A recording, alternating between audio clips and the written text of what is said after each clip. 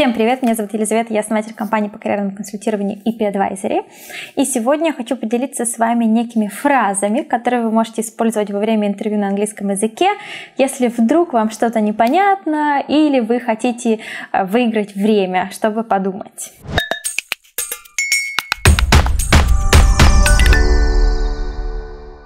Сегодня мы говорим про некие фразы, которые вы можете использовать во время собеседования, если вы хотите выиграть немножко времени, не поняли, что вас спросили, или, возможно, ищете какие-то разъяснения вопроса. Эти фразы очень полезны, потому что когда человек начинает волноваться, когда ему что-то непонятно или он хочет чуть-чуть подумать, иногда используется совсем базовый английский язык, поэтому ознакомьтесь с фразами и очень советую вам их использовать.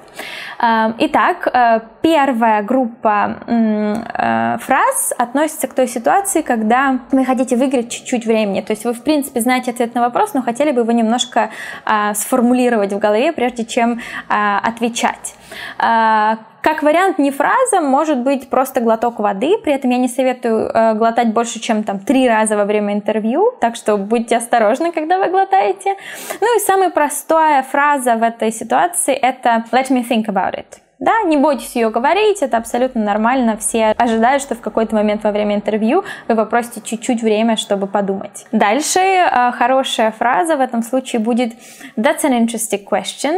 Give me a second to think». В этом случае очень часто фраза «That's an interesting question» означает «That's a difficult question», то есть это, скорее всего, сложный вопрос, но это очень распространенная фраза, и абсолютно нормально ее использовать. Немножко короче фраза будет «Interesting. Let me think of the best way to answer that».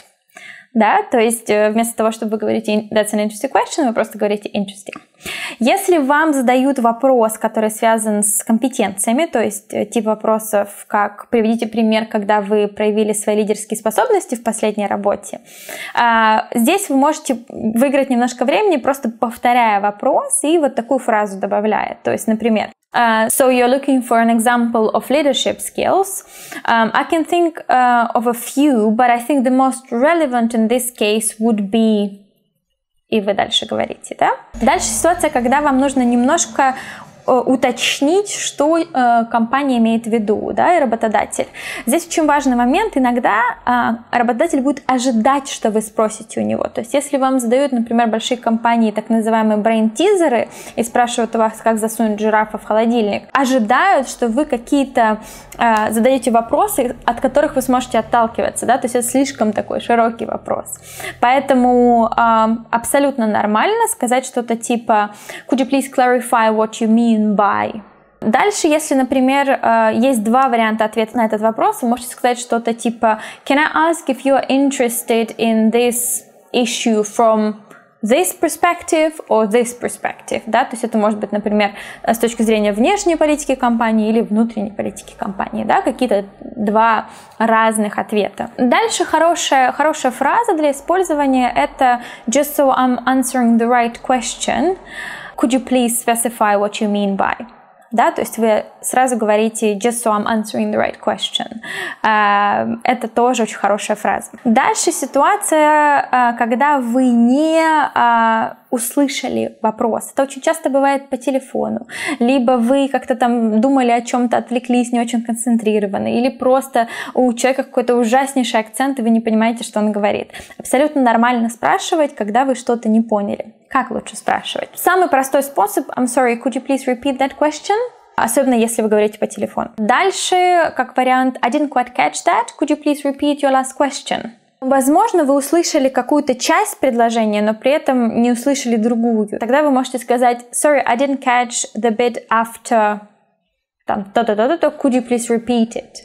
То есть вы просите повторить только часть вопроса. И опять любимая вставка — это «I'm so sorry, but just so I know I'm answering the right question, could you please repeat what you said after...» Да, или «Could you please repeat the question?» И последний блок — это ситуация, когда вы не знакомы с концептом или с вопросом, или с темой, о которой вас спрашивают. Опять, конечно, бывают ситуации, когда вы с чем-то не работали, или, может быть, с какими-то рынками, продуктами, программами и так далее. В этом случае говорить что-то типа I don't know или I've never dealt with, там я не знаю, я никогда с этим не работала, мне там неинтересно это, да, не стоит.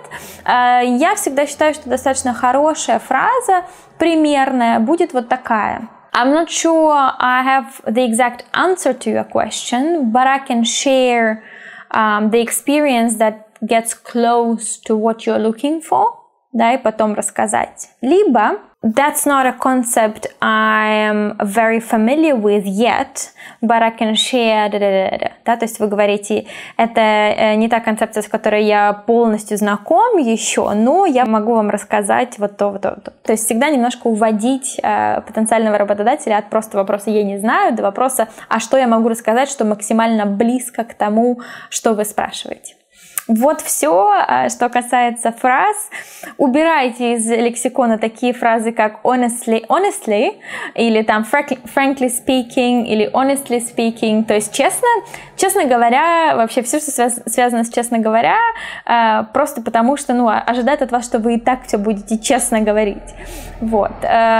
Все. Тогда до следующей недели задавайте свои вопросы, делитесь, может быть, своими фразами, которые вы используете во время собеседования на английском языке. Нашим подписчикам будет очень интересно.